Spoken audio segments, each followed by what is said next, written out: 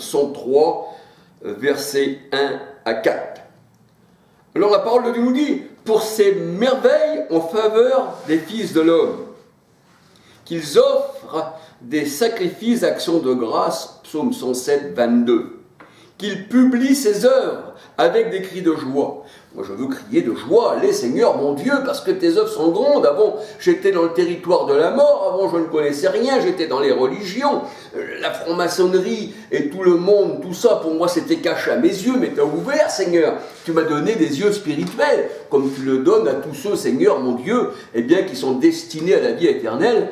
Acte 13, verset 48, à tes élus, Éphésiens 1, 4, alléluia, à ceux que tu connais avant qu'ils soient nés, tu les as choisis, mon Dieu, alléluia. Ceci n'est pas de l'orgueil, mais c'est une vérité, alléluia. Tu as un peuple que tu as choisi avant qu'ils soient nés, alléluia. Et tu as un peuple que tu as rejeté, les nations que tu as rejetées, même avant qu'elles soient nées. Pour ça qu'il y avait Jacob et Ésaü, eh bien, dont Rebecca, un fut pris, et le un fut rejeté, même bien, avant qu'ils connaissent le bien et le mal, ils ont été rejetés. Ésaü a été rejeté et Jacob a été accepté, alléluia. Donc c'est pas le bien et le mal, c'est le choix de Dieu, c'est pas notre choix, c'est pas vous qui m'avez choisi, qui disait le Seigneur à ses disciples, mais c'est moi qui vous ai choisi. Jean 15, 16, il me semble, alléluia. Alors qu'il publie ses œuvres avec des cris de joie. Alors là dans le psaume 107, 23, là ça revient à Matthieu 8, versets 23 à 27.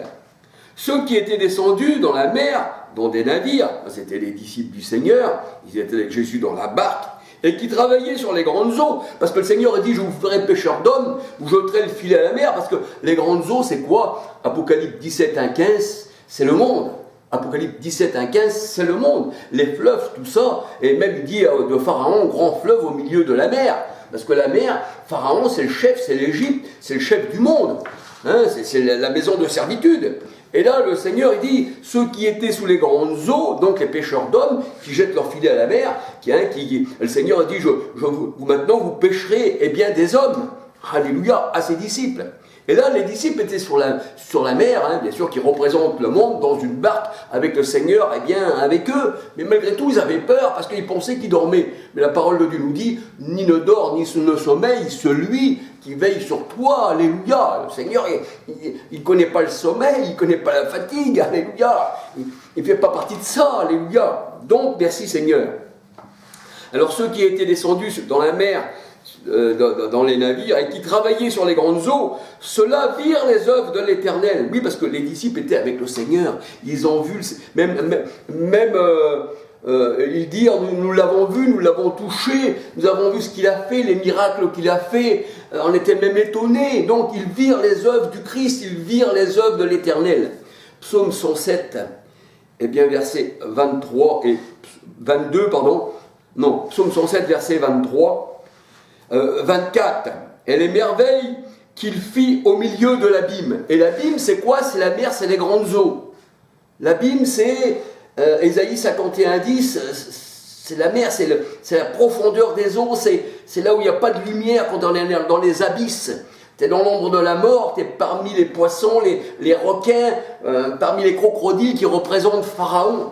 Le monstre qui est dans la mer, Ésaïe 27, verset 1-2, le Seigneur, il l'a tué de son épée, alléluia. Et quand Jonas avait avalé le grand poisson, quand Jonas avait fait avaler par le grand poisson dans la mer, ça représente que Jonas était dans le monde, et puis que là, eh bien, les nations, ils l'avaient avalé, mais ils ne pouvaient pas le garder, ils étaient obligés de le rejeter sous le rivage. Parce que l'Éternel, eh bien, avait donné la puissance de ce dragon, de ce poisson qui représente le monde, de relâcher ses enfants. Le monde ne peut pas nous tenir, nul ne vous ravira de ma main. Alléluia. Alors ceux-là virent les œuvres de l'Éternel et les merveilles au milieu de l'abîme. Il dit et il fait souffler la tempête sur la mer. Alléluia. Parce que tout vient de lui, tout vient du Seigneur. Il souleva les flots de la mer. C'est là que les disciples disaient, mais Seigneur, réveille-toi Seigneur. Il fait souffler les flots de la mer, Apocalypse 17, 1, 15, c'est-à-dire les nations. Alors eux, dans la barque, ils montaient vers les cieux et ils descendaient dans l'abîme. Leur âme était perdue en face du danger. Saisis de vertige, les disciples Ils chancelaient comme un homme ivre, et toute leur habileté était anéantie. On périt, Seigneur, on périt. Psaume 107, verset 27. Mais dans leur détresse, ils crièrent à l'Éternel, c'est-à-dire à Christ. Matthieu 8, versets 29 à 27. Et il les délivra de leur angoisse. N'ayez pas peur de la mer. Viens, Pierre, marche sur la mer avec moi. Marche sur le monde. Parce que le monde, le Seigneur, il dit qu'il a écrasé Satan. Il a écrasé nos ennemis. Romains 16, verset 20. Romains 16, 20, il a écrasé nos ennemis. On va regarder Romains 16, 20 vite fait. Et quand il écrase Satan, ce sont nos ennemis. Romains 10. Alors le Dieu des paix a écrasé Satan sous vos pieds. Alléluia. Alors on peut regarder que nos ennemis ont été écrasés sous les pieds de Christ. Psaume 108, verset 14. C'est pour ça que le Seigneur dit, vous mettrez les pieds sur la tête de vos ennemis. Et Psaume 107, verset 14, on voit que c'est Satan et que le mot Satan veut dire adversaire. Adversaire simplement. Ce n'est pas quelqu'un qui vous possède, parce que rien ne peut rentrer en vous qui ne peut vous souiller, qui dit le Seigneur, mais c'est de ton cœur que sortent les adultères et ci et ça et ça. Donc rien, il n'y a même pas un esprit méchant qui pourrait rentrer en toi, mais c'est ton esprit à toi qui est méchant, ou qui est contraire à Christ, un peu comme Pierre, qui n'avait pas reçu encore l'Esprit Saint, dans Matthieu 16, versets 20 à 23, le Seigneur lui disait, arrière de moi Satan, parce que tes pensées, c'est les pensées des hommes, c'est pas la pensée de Dieu. Alléluia. Bon, voilà. Alors, et le Seigneur, ils ont crié dans leur détresse, et le Seigneur les a délivrés de leur angoisse. Il arrêta la tempête, c'est-à-dire le Seigneur, et revient le calme, et les ondes se turent, c'est-à-dire les cris de la multitude. Alors ils se réjouirent, les disciples, de ce qu'elle s'était apaisée. Et l'Éternel les conduisait au port désiré. C'est-à-dire, il nous amène au port désiré, il nous amène dans la grande ville, la Jérusalem, l'assemblée des saints, Hébreux 12, 18 à 24. Elle est d'en haut, qui dit le Seigneur. Apocalypse 22, verset 14. Qu'il loue l'Éternel, qu'il loue le Christ, Dieu manifesté en chair pour ses merveilles en faveur des hommes, qu'il l'exalte dans l'assemblée du peuple. Psaume 82, verset 1-2, parole de Dieu, elle dit que Dieu se tient dans l'assemblée de Dieu, là où brille la lumière, ne se trouve pas dans les religions, parce que ça ne brille pas les ténèbres, là où il y a les ténèbres.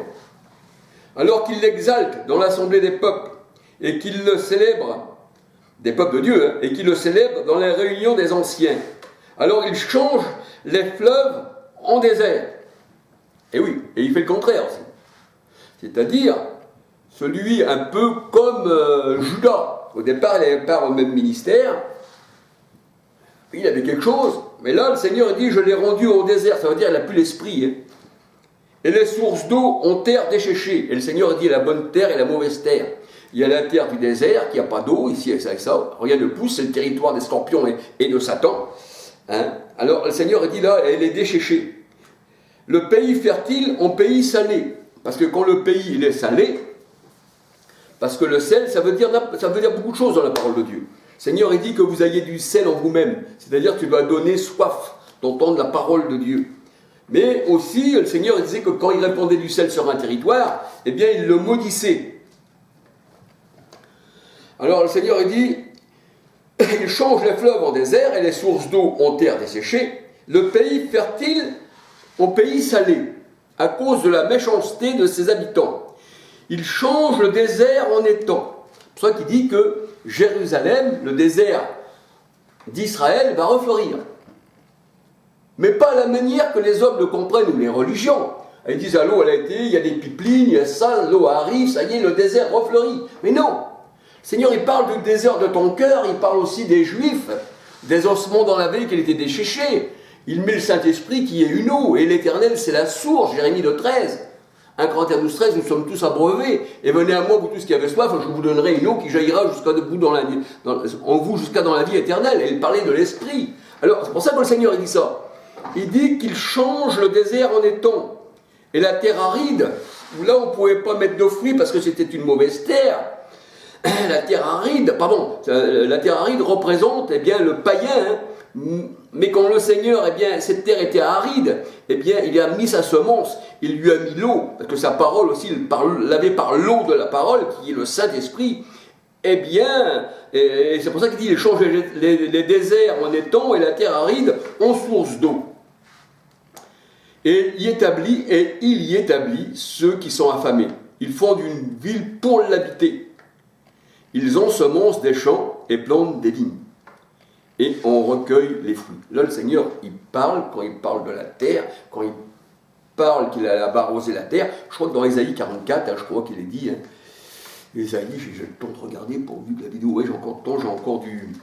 Alors, Ésaïe 44, la terre, Ésaïe 44,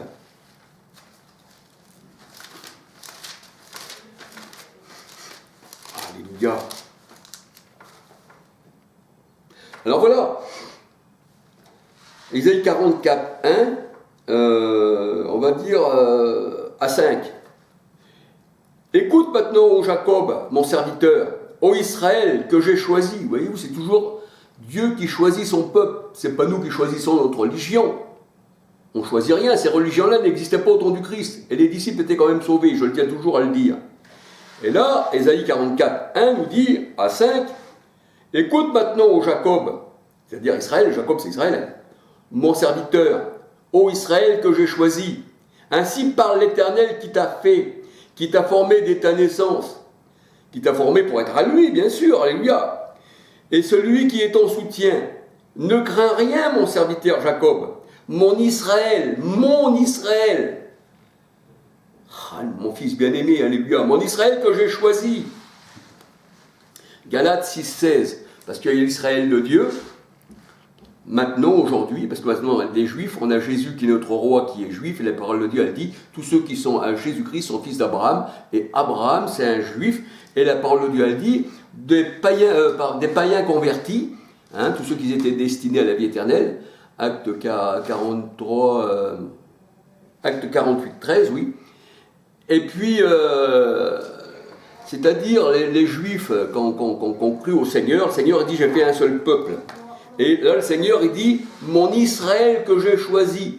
Parce que c'est pour ça que dans Romains 9, nous dit, tous ne sont pas d'Abraham. Il y a aussi, eh bien, ceux qui sont selon la chair. 1 Corinthiens 10, 18. Et là, le Seigneur, il dit, mon Israël que j'ai choisi. Mon élu. Galates 6, 16. L'Israël de Dieu. Voici mon élu. Alors là, le Seigneur, il fait une chose. Il dit, car je répandrai des eaux sur le sol altéré. On était un sol. On était sec. Mais le Seigneur, il connaît ce sol, il connaît cette terre. Parce que dans Ésaïe 62, il dit, voici, j'appellerai ta terre épouse. Alléluia. Et l'épouse, Apocalypse 21, verset 1, si on regarde bien tout le chapitre de Ésaïe 21, eh bien, l'épouse, c'est l'assemblée du Seigneur.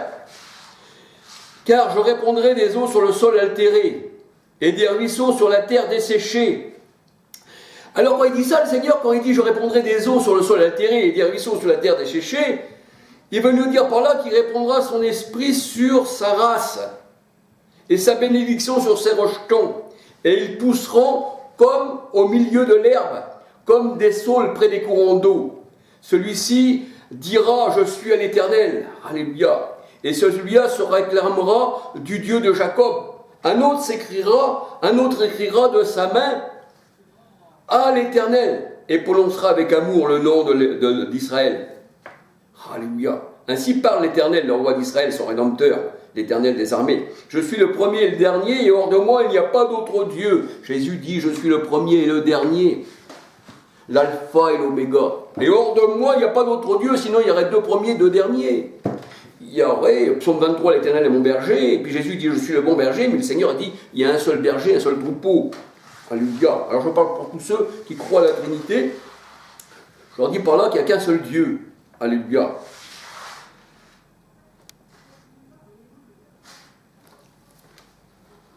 Gloire au Seigneur. Alors, c'est vrai que c'est pas les pipelines, c'est pas parce que maintenant le désert là-bas en Judée, en Israël, eh bien reprend vie parce qu'on y apportait de l'eau charnelle. C'est pas ça que le Seigneur parlait. Quand le Seigneur a dit le désert fleurira, eh bien c'est ton cœur qui va fleurir. Le juste fleurit, dit le Seigneur. Et la terre aride en source d'eau. Et il y établit ceux qui sont affamés. Bien sûr. Ils fondent une ville pour l'ensemencer. Et des champs, ils plantent des vignes, et ils en recueillent les produits, ceux bien sûr que le Seigneur a arrosés. Le Seigneur a dit, tu seras comme un jardin arrosé. Donc nous sommes un jardin. Il y a aussi des jardins qui n'ont pas d'eau, qui dit le Seigneur. Et jardin veut dire paradis. Alléluia. Et le Seigneur, il dit, il les bénit, et ils deviennent très nombreux, et il ne diminue point leur bétail. Et ils sont amoindris et humiliés par l'oppression, le malheur et la souffrance. Il verse le mépris sur les grands, et il les fait errer dans les déserts son chemin. Ça, c'est pour les méchants. Les méchants, il les fait errer dans les déserts son chemin. Et il leur donne la manne aussi dans le désert, parce que le Seigneur disait, vos pères ont mangé la manne dans le désert, et ils disaient ce que c'était, et la manne devenait infecte. Et la parole de Dieu, elle dit que la manne, c'était pour les grands. La manne, c'était bien la nourriture des grands, et on dit les grands de ce monde. Vous savez, quand on regarde le film Moïse en dessin animé, eh bien, il y a une chanson là, tu marches dans la cour des grands maintenant. Ben ça, c'est les grands, ça c'est l'Égypte, voyez-vous. C'est ça, hein. Mais le Seigneur m'a dit, il relève l'indigent et le délivre de la misère. Il multiplie les familles comme des troupeaux. Parce que le Seigneur a dit petit troupeau. Luc 12, 32. Hein, il multiplie les familles comme des troupeaux. Les hommes droits le voient et se réjouissent. Mais toute iniquité ferme la bouche. Celui qui est sage prenne garde à ces choses et qu'il soit attentif aux bontés de l'Éternel. Alléluia. Aux bontés de l'Éternel. Êtes-vous attentif aux bontés de l'Éternel? Seigneur, pourquoi tu m'as choisi? Seigneur, moi qui n'ai rien, qui t'a pas cherché, qui ne te cherchait pas, Seigneur, et qui était dans les ténèbres, un peu comme Saul de Tarse, eh bien, qui était dans les religions, il ne te cherchait pas, au contraire, il martyrisait eh bien, ton assemblée, il avait des lettres, et puis tu l'as choisi avant qu'il soit né, et tu lui as parlé, et tu l'as attiré, alléluia. Donc tout le mérite revient au Seigneur, alléluia. Le Seigneur dit ce que tu as, pourquoi te glorifies-tu? Pourquoi? Parce que je ne sais pas, Seigneur, c'est toi qui vois les choses, alléluia. Donc si vous êtes des élus, n'allez pas vous glorifier, n'allez pas dire moi je l'ai gagné, j'ai fait quelque chose, parce que le Seigneur a dit tu es sauvé par grâce, et une grâce c'est une chose que tu ne mérites pas. Sinon, si toi-même tu essayes de te sauver par tes moyens, ce n'est plus une grâce, mais tu vas te sauver par tes œuvres. Alors que le Seigneur a dit la grâce, elle est sur les œuvres, même sur les œuvres de la loi, alléluia. Donc voyez-vous, là, eh bien, sur la mer, eh bien, il y avait une barque. La mer qui représente le monde. Et malgré des fois que Jésus est dans la barque, on crie « Seigneur, réveille-toi, tu ne vois pas qu'on périt, Seigneur, fais quelque chose !» Mais le Seigneur, il savait tout ça, parce qu'il les mettait aussi à l'épreuve, alléluia. Viens Pierre sur la mer, viens sur la mer, approche-toi, marche Pierre. Parce que Jésus marchait sur la mer, il marchait sur le monde. Comme Noé dans la barque, eh bien, il était aussi au-dessus des flots. Il était sur le monde, il a été sauvé à travers l'eau. Et le monde mauvais a été englouti, il a été immersié, c'était leur baptême. Comme les Égyptiens ont plongé eh bien, au fond des eaux. Et comme les cochons ont plongé dans la mer aussi, parce que c'est leur domaine, la mer. Le monde, ils retournent au monde. Voilà, et puis les cochons, eh bien, ils étaient gardés aussi, ceux qui gardaient les cochons, c'était les faux prophètes, c'était des gardiens de cochons. Et là, il y avait un homme, eh bien, que le Seigneur connaissait, qui devait délivrer, parce qu'il ne pouvait pas se délivrer de lui-même. Et puis ceux qui gardaient les cochons, là, eh bien, il l'avait mis dans un état, et cet homme-là, il dormait dans les cimetières, dans les cavernes, dans les tombeaux, parmi les ossements, où même ces gens-là sont morts. Parce que le Seigneur a dit, relève-toi de l'assemblée des morts, alléluia. Donc, nous voyons que le Seigneur est venu, il nous connaît parfaitement, il sonde le cœur et les reins, alléluia. Gloire à son nom, alléluia.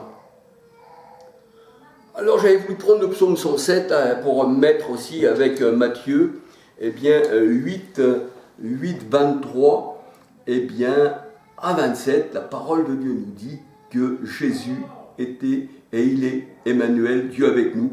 Avant, il était selon la chair parmi les disciples de Corinthiens 5,16, mais aujourd'hui, on le connaît par l'Esprit Saint. Et aujourd'hui, on ne veut pas qu'il se passe de miracles, parce que les miracles se faisaient, et quand les gens voyaient, ils croyaient, un peu comme à Cana, hein, même pour Lazare, hein, après avoir vu ressuscité, ils croyaient encore en plus en Jésus. Mais le Seigneur dit aujourd'hui, le juste vit par la foi. Et la foi est une démonstration des choses qu'on ne voit pas. C'est ça la foi, c'est mettre toute ta croyance, ta foi, que le Seigneur te donne, parce que même les disciples disaient « Augmente-nous la foi », donc tout vient de Dieu. « Seigneur, donne-moi la foi pour que je croie en toi, parce que ma foi de moi-même, je n'y croirai jamais, mais toi, si tu te donnes la foi, je croirai en toi. » Alléluia. Donc voilà le vrai disciple. Et aussi, je dirais, la vraie servante du Seigneur, parce que je répondrai de mon esprit sur mes serviteurs et mes servantes. J'ai voulu aussi répondre à une personne qui m'avait répondu, je ne me rappelle plus son nom, et qui me parlait que Jésus, il y avait un nom hébreu, dans Hébreu 1, verset 2-3, autrefois, Dieu avait parlé par les prophètes, mais dans les derniers temps, Dieu nous a parlé par le Fils. Mais vous savez que si on n'est pas dans les derniers temps, si on n'était pas dans les derniers temps de la Pentecôte, même quand Pierre se lève à la Pentecôte, il dit, voici, c'est ce qu'a dit Joël, que dans les derniers temps, je répondrai de mon esprit sur toute chair. Les derniers temps étaient au temps du Christ. 1 Corinthiens 10, 11, Paul dit, nous qui sommes parvenus dans les derniers temps.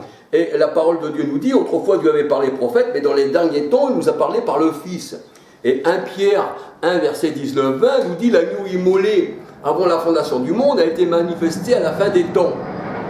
Voyez-vous, donc la fin des temps, c'était la fin de la loi de Moïse, c'était la fin de l'homme ancien, il fallait l'homme nouveau avec un esprit nouveau, et le Seigneur dit, je fais toutes choses nouvelles.